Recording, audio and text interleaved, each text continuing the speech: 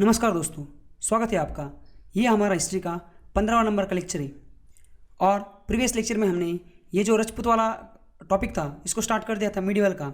Medieval Indian history का पहला topic जो था अर्ली मिडिवल इंडिया, उसमें हमने राजपूत जो थे इनको स्टार्ट कर दिया था। उसमें एक्चुअली हमें कितने देखने थे, देखो यहाँ पे अर्ली मिडिवल इंडिया में हमें राजपूत देखना था, राष्ट्रकूटा देखना था और चोला एम्पायर, ऐसे 3 एम्पायर देखने थे।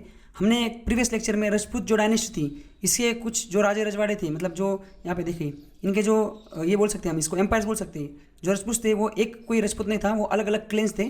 तो इसमें से हमने काफ़ी आधे लगभग ख़त्म कर लिए थे और बचे हुए हम आज के लेक्चर में देखने वाले हैं। तो चलिए शुरुआत करते हैं। एक बार शुरुआत करने से पहले हम एक बार बेसिक देखते वापस थोड़ा बहुत रिवाइज करते कि हम कहाँ थे और हमें कैसे आगे जाना है। एक बार उसको बेसिक ले लेते हैं, फिर आगे हमारा लेक्चर कंटिन्यू करते हैं। तो चलिए शुरुआत करते हैं।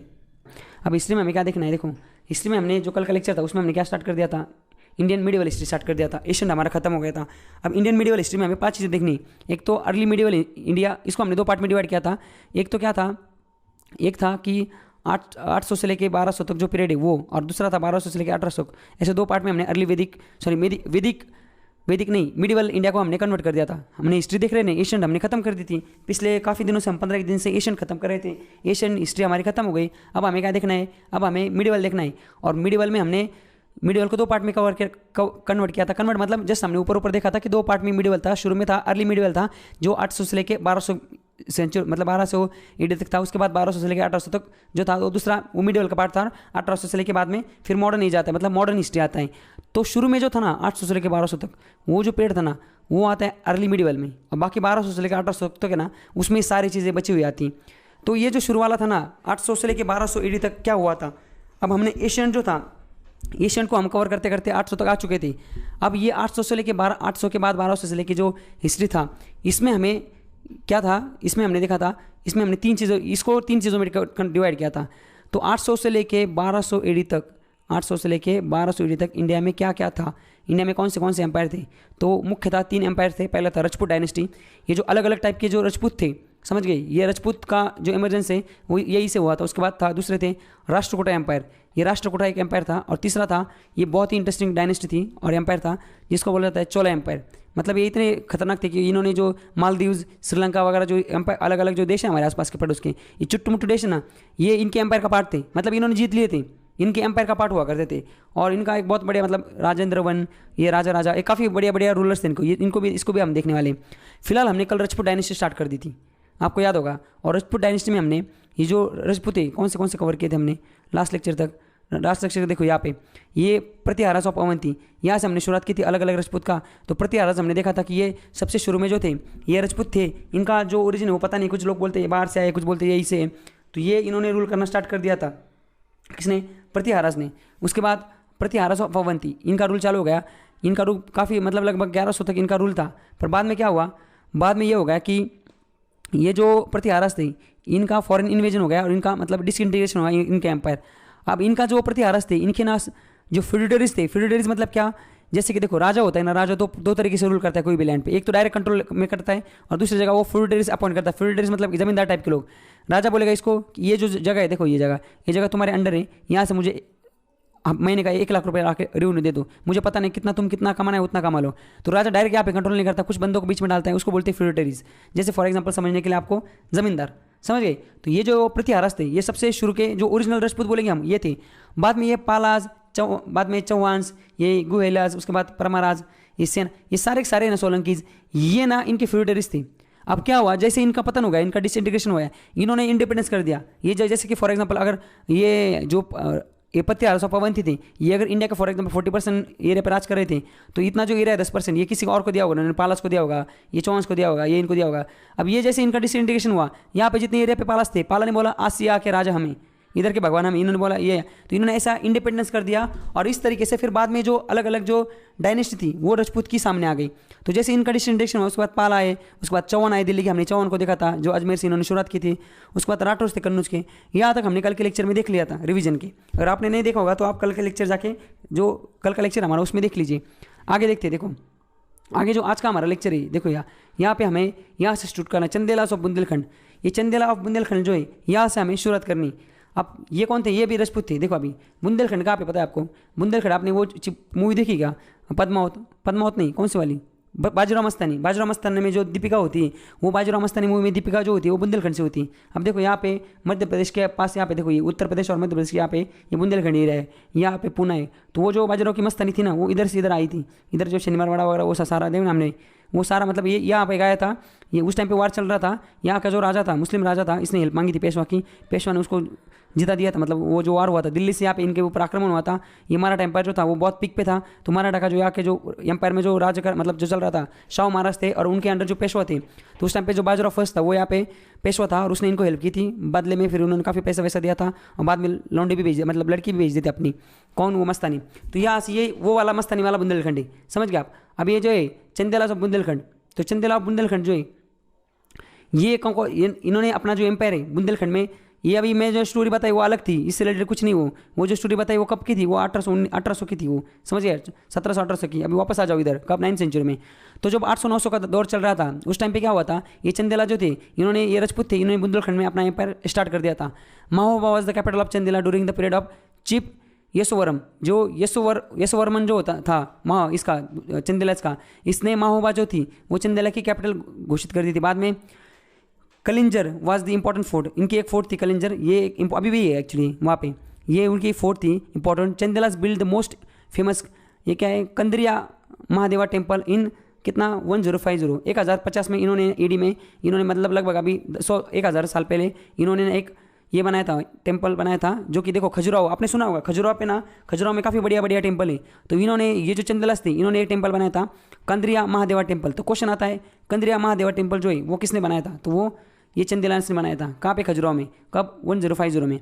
अब ये क्या है, Parmar the last Chandela rulers, Paramal the last Paramal जो था last Chandela rulers was defeated by Qutub bin Aibak in 1203। Qutub bin Aibak कौन है? ये दिल्ली सल्तनत का ना फाउंडर था, इसको हम बाद में देखना है। तो इसने ना 1203 में, इस टाइम में वापस बता दूंगा आपको, जब कुतुब बिन ऐबक आएगा ना उस टाइम में वापस बता दूंगा।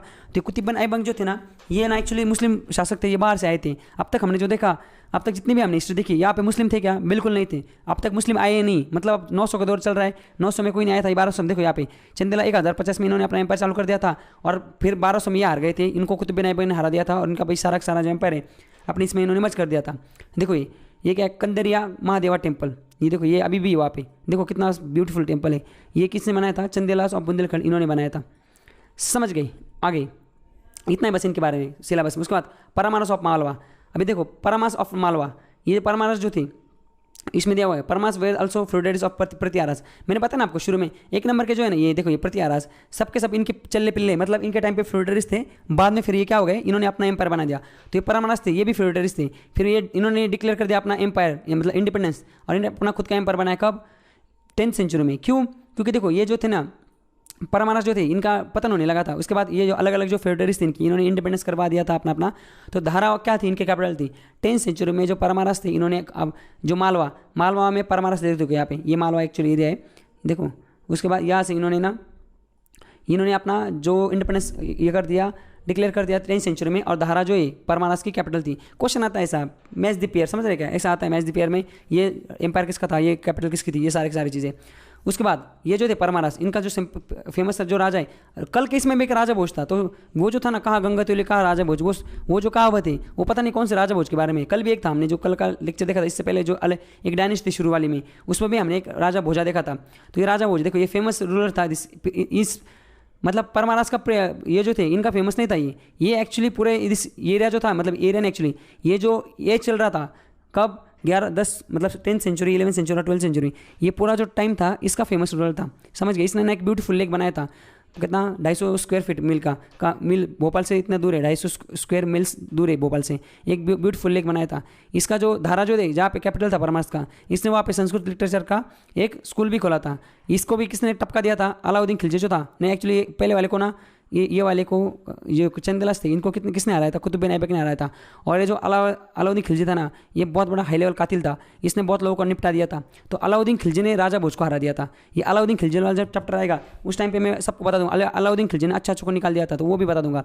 तो यहाँ पे परमारस ऑफ मालवा हो गए। उसके बाद सेनाज कौन थे? सेनाज भी कौन थे? देखो यहाँ पे ये सेनाज भी राजपूत थे। देखो यहाँ पे आप देखते होगे ना, जब पद्मावत मूवी आई थी तो उसको बैन करना था, तो काफ़ी लोगों ने अपोज किया था। तो आपने देखा होगा ये बिहार में अब लोग रास्ते पे आते थे, वो भी प्रोटेस्ट कर रहे थे, बंगाल में भी होता था, महाराष्ट्र में भी होता था, हर जगह भी होता था। तो आपको ऐसा लगता होगा साला ये पद्मावत मूवी तो राजपूत वालों की, वो तो राजस्थान से रिलेटेड है। तो ये जो बिहार वाले वो क्यों प्रोटेस्ट कर रहे? अरे बिहार वाले इसलिए प्रोटेस्ट कर रहे हैं क्योंकि राजपूत सिर्फ यहाँ पे थोड़ी, राजस्थान में थोड़ी, राजस्थान पे सिर्फ सोलंकी और परमारा ये थे शुरू के, क्या नाम उसका, ये वाले जो है अपने क्या नाम, प्रतिहाराज, वो ही इस एरिया से बिलोंग करते हैं। बाकी जो परमाराज, चंदेलाज, सेनाज, ये अलग अलग, ये भी तो राजपूत थे, ये तो पूरे इंडिया में फैले हुए हैं ना, ये भी तो राजपूत है। तो इसलिए अलग अलग जगह उनका उसका प्रोटेस्ट हो रहा था उस टाइम पे। तो सेना जो था वो हिंदू डायनेस्टी थी, इसने बंगाल में रूल किया था 11वीं सेंचुरी से लेकर 12वीं सेंचुरी तक।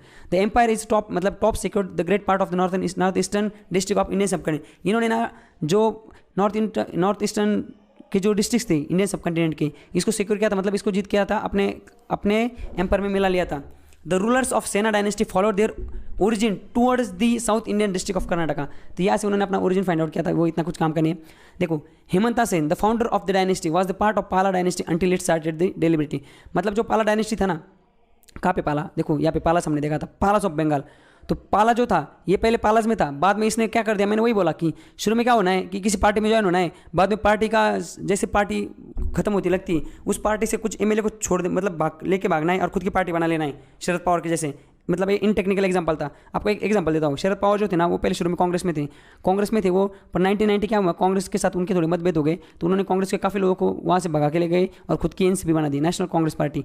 तो 1999 से शरद पवार, उससे पहले शरद पवार थे वो किस में थे, वो कांग्रेस में थे। तो उसी तरीके से ये जो सेनास थे वो सेनास पहले किस में थे, ये पालस का पार्ट थे। ये भाई साहब कौन, ये इसका नाम क्या है, कहाँ गया वो, ये देखो हेमंता सेना पहले पाला डायनेस्टी का पार्ट था, पर बाद में इसके टुकड़े हुए। फिर इसने क्या कर दिया, इसने usurping the power and stayed himself ruler, मतलब इसने खुद को शासक बना दिया। कब से, 109 फरवरी 1995 में इसने खुद का ये कर दिया। उसके बाद इसका जो बेटा है इसने इसको सक्सेस किया, उसका नाम है विजय सेन। उसने रूल किया कब, 1090 से लेके 1159 तक इसने रूल किया, लगभग काफ़ी साल तक रूल किया था।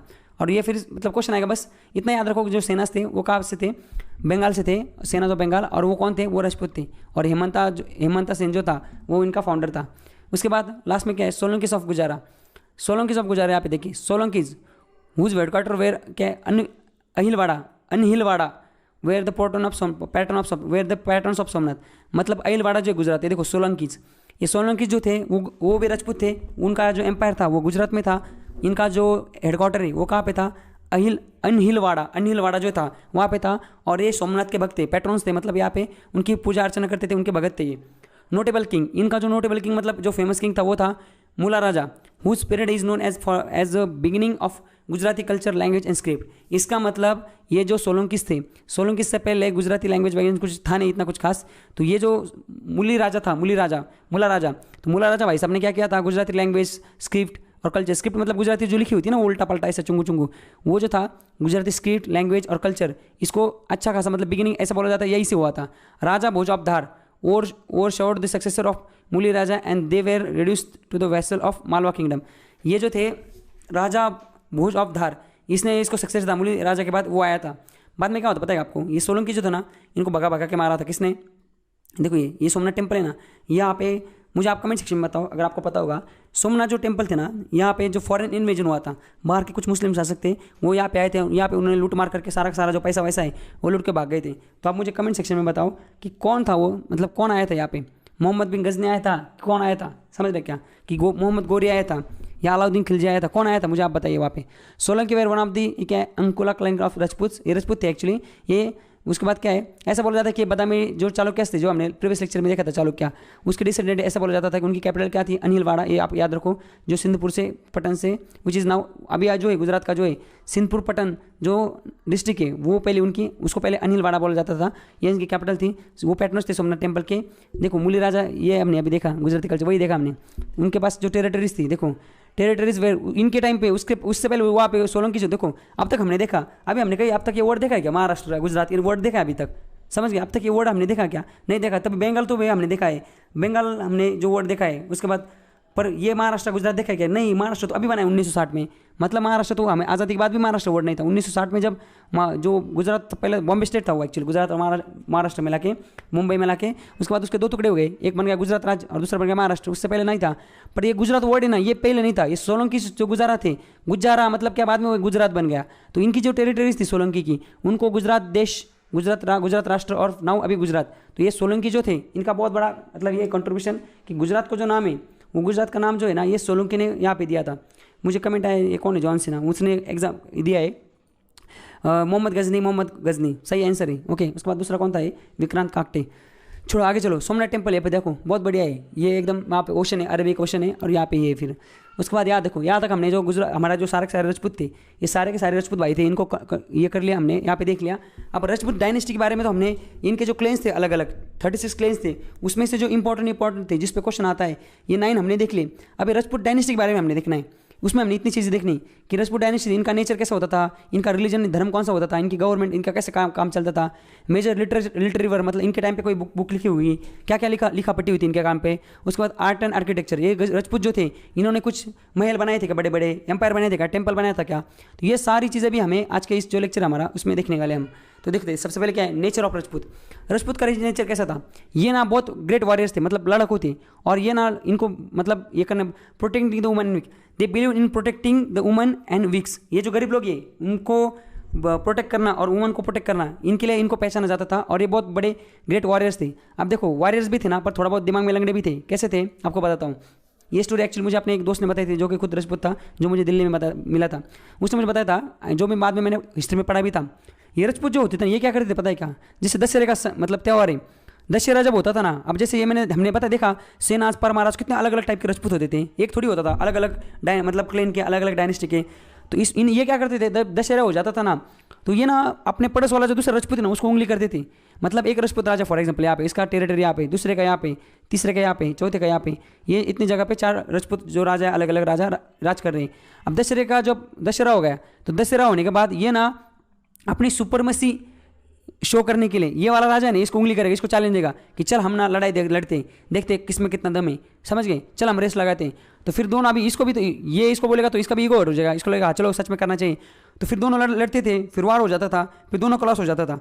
तो मतलब ये ना अपनी सुपरमेसी को शो करने के लिए ये एक दूसरे से लड़ पड़ते थे, समझ गए। ये मुझे खुद एक राजपूत दोस्त थे, उसने मुझे बताया था कि हमारे जो राजपूत थे पूर्वज ये ऐसे थे ना कि ये जो हम बोलते ना ब्रेवरी शो करने के लिए कि कौन सबसे ताकतवर है, कौन ये करने के लिए, इसके चक्कर में ये खुद से इतने लड़ पड़ते थे और खुद ही एक दूसरे को हरा देते थे, समझ गए आप। तो इस तरीके से इसलिए बोला ग्रेट वॉरियर तो थे, बट थोड़े बहुत ना, देखो यहाँ पे दिया हुआ है चिलवरियस बाई नेचर, चिलवारियस मतलब वही होगा कि समझ रहेगा एक दूसरे को ये करना, एक दूसरे के साथ लड़ना बिना वजह बस सुपरमेसी को शो करने के लिए। उसके बाद इनका रिलीजन क्या था, देखो सबसे ज़्यादा जो ये राजपूत थे ये कौन है, ये हिंदुज़म को फॉलो करते थे। आपने देखा होगा काफ़ी राजपूत जो मूवीज आती थी वो भी ये वैष्णव देवी, इसकी देवी वगैरह उनकी पूजा करते हैं, शंकर की पूजा करते हैं, वैष्णव की पूजा करती हैं। तो ये कौन है, हिंदू ही। बट बाद में देखो ये दे वर आल्सो क्या है, पेट्रोनाइज ऑफ बुद्धिज्म और जैनिज्म, इनको भी इसने पेट्रोनाइज किया था। और ड्यूरिंग इनके टाइम पे ना भक्ति कल्ट आया था। भक्ति मतलब क्या, ये जो पूजा करना, जैसे कि आपने आपको पता होगा श्री कृष्ण की पूजा, मीरा जो थी, देखो ये भी उधर से थी, राजस्थान उधर से ही थी वो। तो भक्ति कल्ट जो था, जैसे उस टाइम पे उधर मीरा थी, इधर तुकाराम वगैरह थे, तुकाराम तो बहुत लेट थे, शुरू में ज्ञानेश्वर वगैरह जो टाइप की चीज़ें थी महाराष्ट्र में, ये लोग भक्ति कल्ट लेके आए थे। भक्ति मतलब क्या, इससे पहले जो ऐसा बोला जाता था कि भगवान को अगर आपको प्राप्त मतलब भगवान को अगर आपको प्रसन्न करना है तो भगवान को क्या है, निरंकारी, निर्गुण निरंकार मतलब ये आपको मिल नहीं सकता, आप देख नहीं सकता। बट बाद में भक्ति कल जो आया था, भक्ति मतलब क्या, इन्होंने बोला कि भगवान क्या है, भगवान सगुण है, मतलब भगवान को भक्ति करके प्राप्त किया जा सकता है। तो फिर ये लोग हरिपाठ टाइप की चीज़ें या जैसे महाराष्ट्र में होती है वैसे अलग अलग जगह अलग अलग भक्ति चालू हो गई थी। बट ऐसा बोला जाता है कि ये जो भक्ति कल्ट ये राजपूत के टाइम पे ही आ गया था। अब गवर्नमेंट, राजपूत की गवर्नमेंट कैसे होती थी, देखो Rajput government was outdated in character, outdated थी, मतलब ये अपडेटेड नहीं थे, आउटडेटेड थे। ये क्या करते थे, each kingdom was divided into large number of jagirs held by jagirdars. जैसे मैंने बोला ना फ्यूडेटरीज, तो ये जैसे फ्यूडेटरीज मतलब क्या, वही टाइप जागीरदार जमींदार टाइप चीज़ें। तो राजपूत के ऐसा बोला जाता है कि राजपूत की जो गवर्नमेंट की जो सिस्टम थी वो बहुत आउटडेटेड थी। राजपूत क्या करते थे, राजपूत ने जागीरदार रखे होते थे। जैसे कि एक राजा है, एक राजा के अंदर अगर 100 मतलब जैसे कि एक राजा के अंदर अगर 1000 एकड़ अगर जमीन है तो वो क्या करेगा, 50-50 एकड़ बांट देगा, एक एक आदमी में एक एक जागीरदार रखेगा, उसको बोलेगा तू एक काम कर, उधर से पैसा ला के इधर मेरे को जमा कर दे, फिर हम ऐसे स्टेट चलाएंगे। ये खुद वहाँ पे ज़्यादा ध्यान नहीं देते, एकदम आउटडेटेड सिस्टम थी इनकी, समझ गए। अब एक देखते हैं कि major work literary work during the Rajput period. Rajput का जब काम ड्यूरेशन चल रहा था उस टाइम पे मेजर लिटरेरी वर्क क्या हुआ था। लिटरेरी वर्क मतलब क्या, लिखा पढ़ी वाला जो काम है इनके टाइम पे क्या क्या लिखा पढ़ी वाला काम हुआ था, कौन सी चीज़ें हुई थी, कोई किताब लिखी गई थी क्या, क्या क्या हुआ था। तो ये चीज़ें हम देखते हैं। देखो कलाना एक हमने देखा था, कलाना क्या था, एक पोइट था, उसने रत्ना क्या है, राजा रत रंगीन, क्या बड़े राजा तरंगीन नाम का एक जो है वो लिटरेरी मतलब एक कुछ बुक हो गई ये लिखी हुई थी। ये जयादेवा इसने गीता गोविंदम लिखी थी। आपने ये मूवी देखी हुई गीता गोविंदम, समझ गए? ये गीता गोविंदम जो मूवी, तो गीता गोविंदम जो बुक है, मतलब एक ना संस्कृत की बुक है जो पुराने मिडिवल टाइम में लिखी गई है, ये जयदेवा ने लिखी थी, जो कि राजपूत पीरियड को बिलोंग करता है, मतलब वहाँ से था। सोमदेवा जो था ये एक राइटर था, पोएट था, इसने कथा सरित सागर जो है ये लिखा था। देखो अभी यहाँ पे Chand Bardai the court poet of Prithviraj Chauhan का जो एम्पायर था उसमें जो कोर्ट पोएट था चांद बरदाई, इसने लिखा था कि who wrote the Prithviraj Raso in which refer the military exploits of Prithviraj Chauhan exploits. Okay, ये ऐसे बोलते कि पृथ्वीराज चौहान जो था ना, इसका जो एम्पायर था उसके जो कोर्ट में एक पोएट था, एक कवि था, ओके, उसका नाम था चांद बरदाई भाई साहब ने पृथ्वीराज रासो लिखा था, जिसमें उसने एक्सप्लेन किया था कि पृथ्वीराज के जो मिलिट्री एक्सप्लॉइट्स, मतलब क्या कैसे कैसे वो मिलिट्री जो है इसकी टेक्निक्स, वो सारी चीज़ें उसने यहाँ पे दिखी थी। उसके बाद क्या है, भास्कराचार्य जो है उन्होंने एक बुक लिखी थी। क्या लिखा था, ये क्या है इसका, सिद्धांता शिरोमणि एक बुक थी जो कि भास्कराचार्य ने लिखी थी, जो कि राजपूत पीरियड को बिलोंग करते हैं। और बुक किस पे रिलेटेड थी, बुक ऑन एस्ट्रोलॉजी मतलब ये है ना, शनि चुक आपका पीछे शनि लगा है, आपके पीछे ये लगा है, जो ग्रह तारे देखते हैं ना, वो जन्म का कुंडली वंडली उस टाइप की चीज़ें। तो एस्ट्रोनॉमी में इन्होंने ये बुक लिखी थी। बुक का नाम था सिद्धांत शिरोमणि, जो भास्कराचार्य ने लिखी थी। तो आपको ऐसे क्वेश्चन आ सकते हैं, गीता गोविंद ऐसे पेड़ आएंगे, ये जो गीता गोविंद है इसका ऑथर कौन है, ऐसे चीज़ें आ सकते हैं, मे भी आप इसको याद रखिए। उसके बाद राजशेखरा। अब राजशेखरा क्या है, कोर्ट पोएट था राजशेखरा, महेंद्रपाला एंड महिपाला के टाइम पे, समझ गए? ये पाला डायनेस्टी जो है इसके ये थे राजा थे, इनके महेंद्रपाला और महिपाला, इनके टाइम पे राजशेखरा एक पोएट था। इसको जाना जाता है, इसका जो वर्क है ये क्या है, कर्पू रामंजरी बाला एंड रामायणा, ये राजशेखर ने ये चीज़ें लिखी थी। अब रामायण ना काफ़ी लोगों ने लिखा था, बस हमें वो अलग अलग जो है ना, किसने हमें तुलसीदास पता है उसका राम, उसने भी रामायण लिखा है, तो ऐसे काफ़ी लोगों ने लिखे थे, इसने भी लिखा था। ओके, आगे चलते हैं। आगे क्या है, टेम्पल्स, आर्ट एंड आर्किटेक्चर। अब ये जो राजपूत थे इनके टाइम पे क्या क्या आर्ट एंड आर्किटेक्चर था, इन लोगों ने भाई साहब ने कौन से टेम्पल्स बनाए थे, इनके टाइम पे पेंटिंग्स थी क्या, तो क्या क्या था हम एक बार देख लेते हैं। देखो अब ये जो राजपूत थे ना, राजपूत के टाइम पे देखो यहाँ पे मुरल पेंटिंग जो है और मिनिएचर पेंटिंग्स ये बहुत पॉपुलर था राजपूत के टाइम पे। खजुराहो जो है मध्य प्रदेश में, यहाँ पे बहुत सारे टेम्पल्स बने, ये भी राजपूत के टाइम पे थे। लिंगराजा टेम्पल भुवनेश्वर में, ये भी राजपूत के टाइम दौर का है। सन टेम्पल एट कोणार्क, ये भी इनके टाइम पे है। ये क्या है, दिलवारा टेम्पल, ये माउंट आबू जो है वो राजस्थान का जो नॉर्थ वेस्ट पार्ट है, वहाँ पे माउंट आबू, अगर आपके घर वाले कोई अगर गया होगा राजस्थान में कभी घूमने में, तो उनको पूछो, ये एक बहुत बड़ा स्पॉट है वहाँ पे। अगर लोग राजस्थान जाते हैं घूमने के लिए, फोटो वोटो देखने के लिए, तो वो यहाँ पे भी जाते हैं, समझ गए? उसके बाद आगे क्या है, ये टेम्पल आपको एक बार सारे टेम्पल दिखाता हूँ। देखो ना यार, क्या मतलब कितना बढ़िया टेम्पल, देखो ना कितना बढ़िया बनाया होगा। कब बनाया ये लगभग 800 से लेकर 1100 के बीच में बना हुआ है, मतलब 1000-1200 साल पुराना टेम्पल से। उस टाइम पे देखो ना कितना सही, मतलब देखो छोटा इसको, उस टाइम पे ना जिसपी था, ना क्रेन था, ना कुछ भी नहीं था ना। उस टाइम पे वो क्या था, छनी हथौड़ा टाइप की चीज़ें होती थी, वो उसको रॉक कल्ट आर्किटेक्चर बोलते हैं। पत्थर को काट के ये टेम्पल बनाते थे। तो देखो ना कितना सही, मतलब देखो पीछे से आ रहा है, कितना बढ़िया टेम्पल है, उस टाइम पे इन लोगों ने बनाया था। उसके बाद और क्या है, और देखो यहाँ पे ये लिंगराजा टेम्पल भुवनेश्वर में। आप देखो ये अगर आज के ज़माने में भी ऐसा टेम्पल अगर बनाने को हमने हाथ में लिया ना, तो तब भी 5-10 साल लग जाएंगे। इतना बढ़िया टेम्पल देखो कैसे बनाया होगा, आप खुद सोचो ना। उस टाइम पे जिससे भी कुछ भी नहीं था, क्रेन भी नहीं था, इतनी हाइट कैसे दी होंगी। और जबकि बड़े बड़े जो ये जो होते हैं ना, बड़े बड़े जो पिलर्स, देखो ये ना पूरा मतलब अनकट रॉक होता है। अनकट रॉक मतलब क्या, ऐसे रॉक के टुकड़े करके ऐसे उसमें चूना वगैरह डाल के, मतलब जो होता है ना लाइमस्टोन वगैरह, वो डाल के उसको चिपकाने का होता है। वो एकदम पिलर होता है, प्योर रॉक होता है, उतना ही उतना लंबा चौड़ा। तो उसको खड़ा कैसे करते होंगे, तो कितना उस पर ना मतलब रिसर्च करने की जरूरत है कि ये लोग जो थे इन्होंने ऐसे बड़े बड़े टेम्पल कैसे बनाए थे। तो उसी का एक एग्जांपल है, एक नमूना है क्या, लिंगराजा टेम्पल जो कि भुवनेश्वर जो है उड़ीसा में, वहाँ पे। उसके बाद the sun temple at Konark, देखो ये सन टेम्पल कोणार्क में, यहाँ पे उस स्टेप से ऊपर जाने का, इधर वो भगवान यहाँ पे बैठे होंगे, समझ गए? आगे चलते हैं, आगे कौन सा टेम्पल है, ये Dilwara temple at mount Abu. तो दे माउंट आबू जो मैंने बताया था ना, ये राजस्थान वाला पार्ट है, जो कि ना उधर है नॉर्थ वेस्ट साइड में राजस्थान की। उसके बाद माउंट आबू के बाद थोड़ा 100-200-400 किलोमीटर के बाद पाकिस्तान लगता है, वहाँ पे उस साइड पे आप इमेजिन कर सकते हो। राजस्थान के यहाँ पे कौन से नॉर्थ वेस्ट साइड में ये माउंट आबू जो है ये वहाँ पे। उसके बाद माउंट आबू एक जगह वहाँ पे दिलवारा टेम्पल है, दिलवारा, ये भी किसके टाइम पे, राजपूत के टाइम का टेम्पल है। उसके बाद देखो एंड ऑफ राजपूत पावर, देखो राजपूत कैसे हारे थे पता है आपको, ये जब बाहर से जो फॉरेन इन्वेजन हुआ था ना, कौन सा वाला, ये जो मोहम्मद गोरी आया था, उसके बाद मोहम्मद गजनी आया था, ये लोग बाहर से आए थे। तो इनको क्यों नहीं टैकल कर पाए ये राजपूत, जो कि इतने बड़े ब्रेवरिस्ट थे, वो जो आपने पद्मावत मूवी देखा होगा, उसमें वो बड़े बड़े बोल बच्चे मारते हैं कि समझ गए धड़ा अलग हो जाए, फिर भी वो लड़ता रहे वो राजपूत। अरे भाई साहब इतना बेकार बढ़िया राजपूत था, तो ये फॉरेन इन्वेजन जब हुए थे इनको टैकल क्यों नहीं कर पाए? तो उनके ऊपर ना, इनके अंदर कुछ वीकनेसेस थी, जैसे मराठा एम्पायर है उनकी भी कुछ एक वीकनेसेस थी, जो हम आगे चल के जो हमारा मॉडर्न इंडिया है उसमें हम देखेंगे कि मराठा भी कैसे आ रहे थे। इतनी बड़ी कौम थी मराठा। मतलब जो शशि थरूर है ना, एक कांग्रेस के बहुत वरिष्ठ नेता है, और जो यूएनए में ना उन्होंने लगभग 26 साल तक काम किया है। समझ गए, हिस्ट्री की काफ़ी बुक लिखी उन्होंने, हिस्ट्री में बहुत उनको मार रहा था इसलिए।